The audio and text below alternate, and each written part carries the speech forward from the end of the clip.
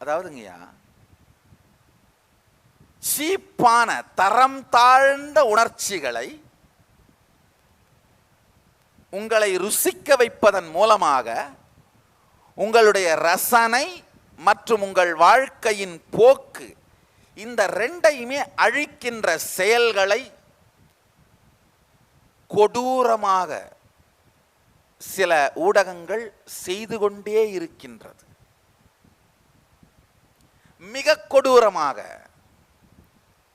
சில நாட்களுக்கு முன்னாடி, எனக்கு பார்க்கறதுக்கு டைம் இல்லை, நல்ல வேளை நான் தப்பிச்சிட்டேன். ஆனால் என்னுடைய பக்தர்கள் அதை எனக்கு காட்டி நீங்கள் தெரிஞ்சுட்டே ஆகணும் சாமின்னு கொடுத்ததுனால பார்த்தேன். ஒரு நிகழ்ச்சியில் யாரோ ஒரு பெண்ணை விட்டு, எனக்கு கணவனாக வரப்போகிறவர் ஹெலிகாப்டரில் வரணும்னு ஒரு நிகழ்ச்சி. உண்மையிலேயே அதை பார்த்த பிறகு நான் சில ஆராய்ச்சிகளை பண்ணேன். உண்மையிலேயே சமுதாயம் இந்த அளவுக்கு மோசமாக போயிருச்சானா? அப்படிலாம் ஆகலைங்கய்யா. இந்த மாதிரி ஒரு சீப்பான விஷயத்தை காட்டினோம்னா நீங்கள் எல்லாரும் பார்ப்பீங்க, விமர்சனம் பண்ணுறதுக்காக அதை பார்ப்பீங்க பாருங்க. அதுக்காகவே செய்யப்பட்ட செட்டப் தான் அந்த மொத்த நிகழ்ச்சிங்கய்யா.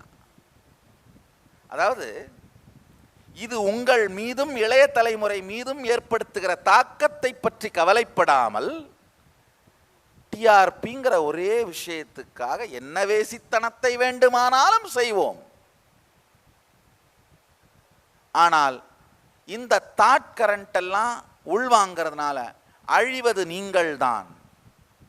தயவு செய்து இன்டலெக்சுவல் டெரரிசம், கருத்து சுதந்திரம் என்பதன் பெயராலே உங்கள் மீது நடத்தப்படும் தீவிரவாத தாக்குதலில் இருந்து உங்களை நீங்களே காப்பாற்றிக் கொள்ளுங்கள். கருத்து சுதந்திரம் என்கின்ற பெயராலே உங்கள் மீது நடத்தப்படும் தீவிரவாத தாக்குதல். ஆழ்ந்து புரிஞ்சுக்கோங்கய்யா. என்ன மாதிரியான எண்ண ஓட்டத்தை, மன அமைப்பை நீங்கள் ரசிக்கிறீர்கள், நீங்கள் ருசிக்கிறீர்கள் என்பது மிகவும் முக்கியம். நீங்கள் உண்ணுகின்ற உணவைப் போலவே நீங்கள் எண்ணுகின்ற எண்ணம் உங்கள் வாழ்க்கையின் அடிப்படை. கடைசி 21 நிமிடம் தூங்குவதற்கு முன் நீங்கள் என்ன செய்கிறீர்களோ அந்த செயல் உங்கள் மூளைக்குள் இரவு முழுவதும் நடந்து கொண்டிருக்கும்.